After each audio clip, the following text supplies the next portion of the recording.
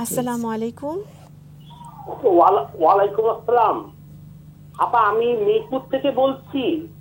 জি। আচ্ছা, আমি বলছিলাম যে অনেক মহিলা আছে সিনেমাতে অশ্লীল অভিনয় করে, তাদের আবার হালাল টাকাও কিছু আছে।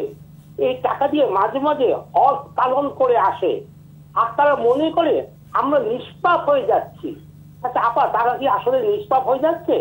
একদিন অভিনয় করে আবার নিষ্পাপ হয়ে যাচ্ছে। আপনার প্রশ্নটি এমন আমরা কি বুঝতে হচ্ছে? পেরেছি। জি জি, প্রশ্নটি সুন্দর একটি প্রশ্ন, আমরা ইনশাআল্লাহ উত্তর দেব। আরেকজন দর্শক বোধহয় অপেক্ষা করছেন আমাদের সাথে।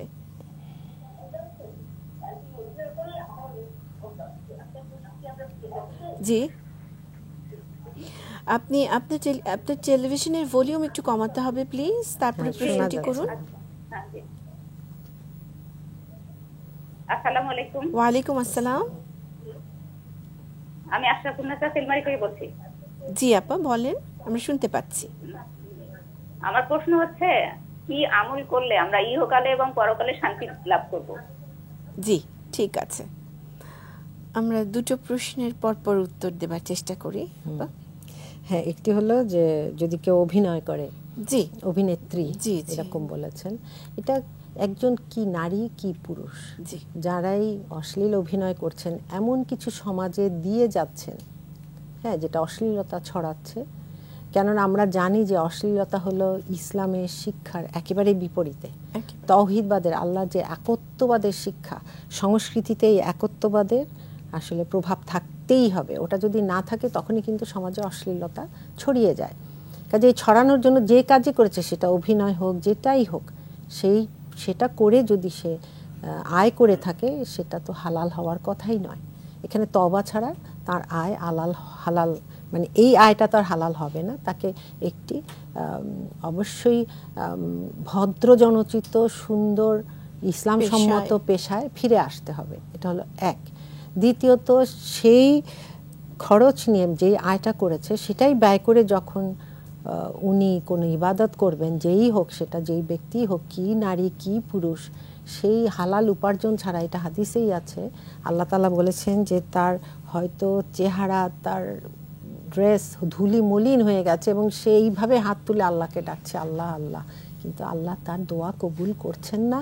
কেননা সে দেহকে পুষ্ট করেছে হারাম খাদ্য দিয়ে, সে এসেছে হারাম উপার্জন দিয়ে।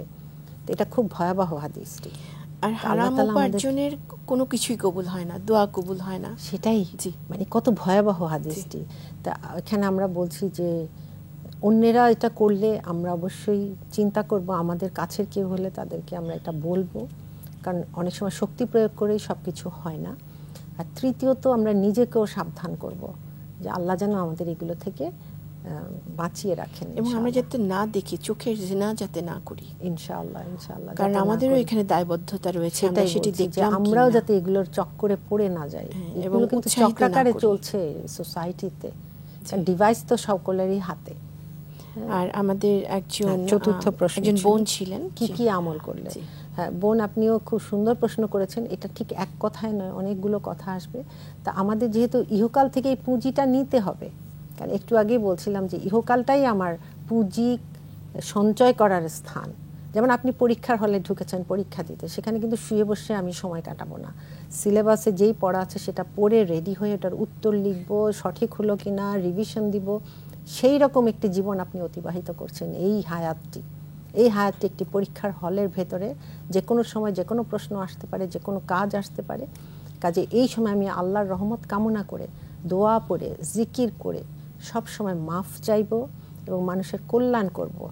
মুসলিম উম্মার অংশ হওয়ার অর্থই হলো যে পুরো একটি দৃঢ় বিশ্বাসী, যিনি মুসলিম উম্মা এবং বিশ্বের জন্য কল্যাণকর হবেন, সেটা যেভাবেই সে পারে, কোনোভাবেই অকল্যাণকর কিছু, এমনকি পরিবেশ পর্যন্ত সে নষ্ট করবে না। এই হলো একজন মুসলিমের পরিচয়। সেই পরিচয় যদি আমরা নিজেকে তৈরি করতে পারি, তাহলে কিন্তু ইহকাল পরকাল সব কিছুতে ইনশাআল্লাহ আল্লাহর সন্তুষ্টি আমরা অর্জন করতে পারবো, এবং এটাই সবচেয়ে বড় সাফল্য ইনশাআল্লাহ তাআলা। আল্লাহ তাআলা আমাদেরকে সেই সফলতার দিকেই যেন নিয়ে যান।